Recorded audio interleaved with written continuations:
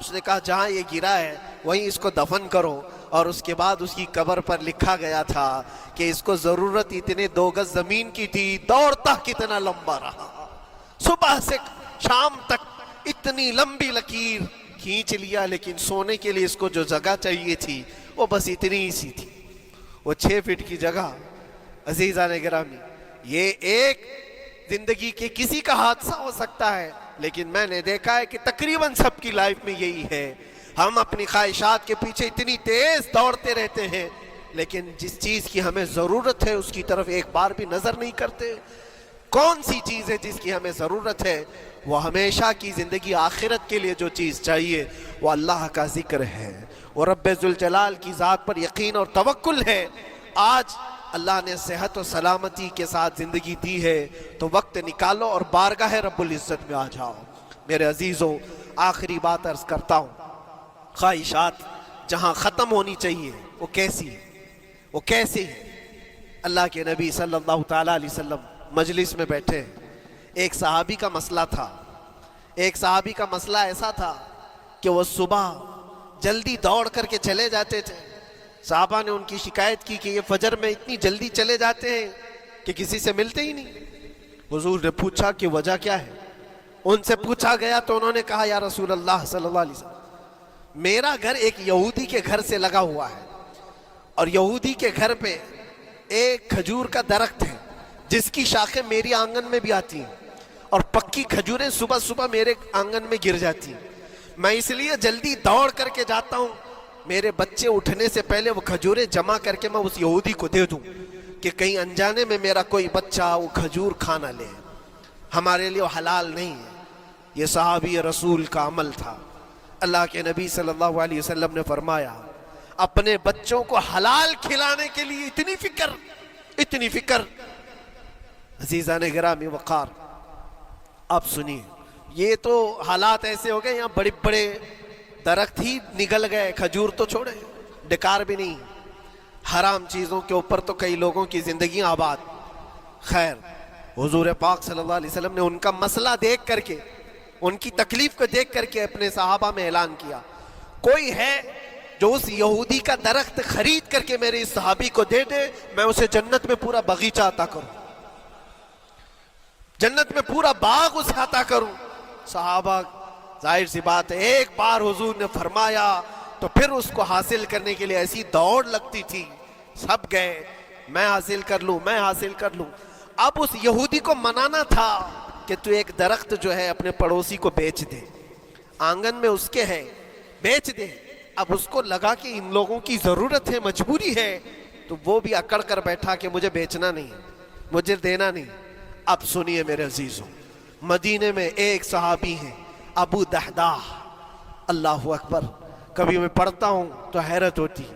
ابو دحداح مدینے کے اس صحابی کا نام ہے جن کا باغیچہ پورے مدینے میں سب سے مشہور ہے، ان کی کھجوریں سب سے مہنگی کھجوریں، اوالی مدینہ آج بھی مشہور ہے، جہاں کی اجوا کھجوریں بہت پسند کی جاتی ہیں۔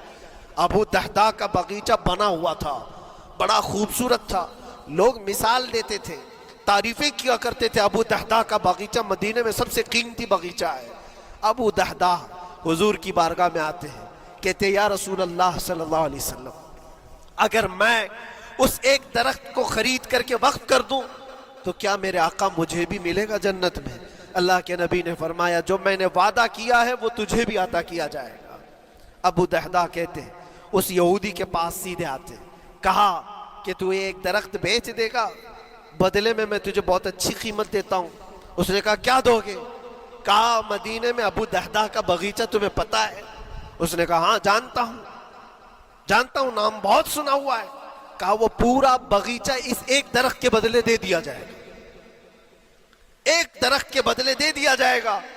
اس یہودی نے کہا کیا مذاق کر رہے ہو؟ یہ کیا مذاق ہے؟ میرے آنگن میں اگے ہوئے ایک درخت کی وجہ سے ابو دحداح کا اتنا قیمتی باغیچہ دے دیا جائے گا، یہ کیسے پاسبل ہے؟ اس صحابی نے کہا اللہ کے نبی کی بات ہے، ہم مذاق نہیں کرتے، ہمارے لیے وہ ایک باغیچہ کیا ایسے 70 باغیچے ہوں، نبی پاک کی بات پر ہم سب عطا کر دیں، سب ہم وقف کر دیں۔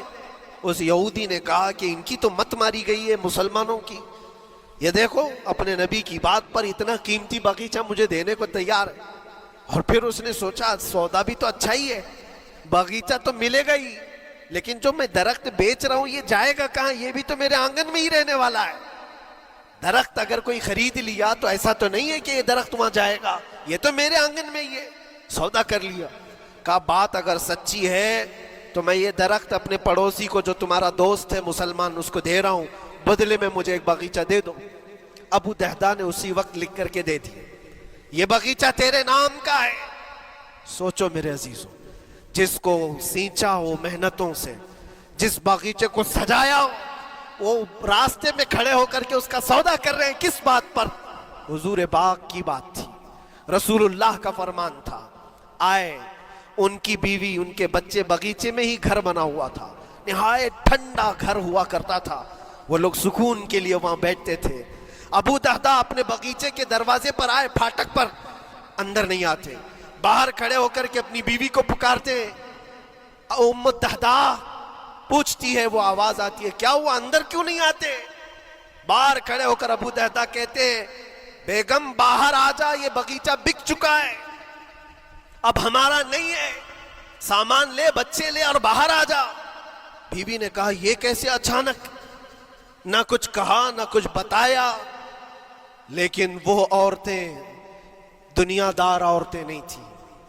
وہیں سے اندر سے کہتی ہے, ابو دہدہ میرا تم پر یقین ہے, اگر سودا کیا ہوگا تو بہت بھاری سودا کیا ہوگا, ورنہ ابو دہدہ کا باغیچہ مدینے میں بیچے جانے کے قابل نہیں ہے.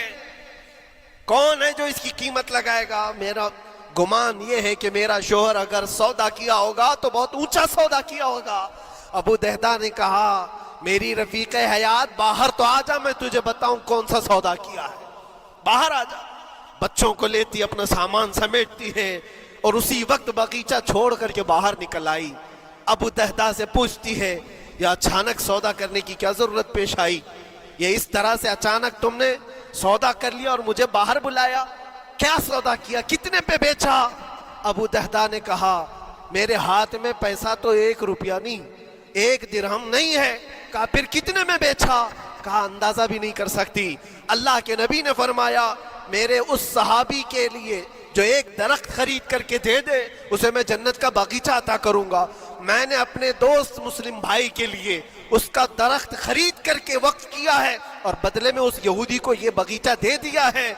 بیوی وہ نہیں تھی جو یہ کہتی کہ مت ماری گئی ہے تیری, گھر بیچ کے آ گیا, فلاں کر کے آ گیا.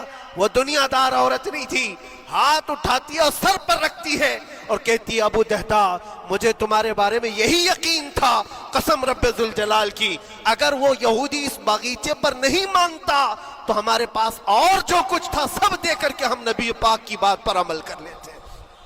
حضور کی بات تھی, وہ یقین تھا, دنیا دے دیا, خواہشات قربان کر دیا قدم مصطفیٰ پر. اسی لیے اقبال نے کہا ہے کہ جو کچھ بھی ہمارے پاس ہے وہ نام مصطفیٰ سے ہے, آبروئے ماں نام مصطفیٰ سے.